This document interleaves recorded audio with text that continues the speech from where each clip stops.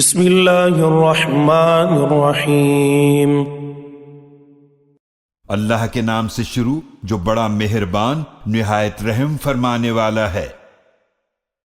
الم تر کیف فعل ربک باصحاب الفیل۔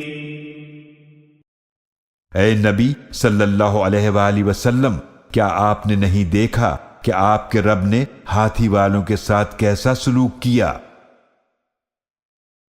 الم یجعل کیدہم فی تضلیل۔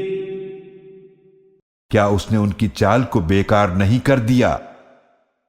وارسل علیہم طیرا ابابیل۔ اور اس نے ان پر جھنڈ کے جھنڈ پرندے بھیجے، ترمیہم بحجارۃ من سجیل۔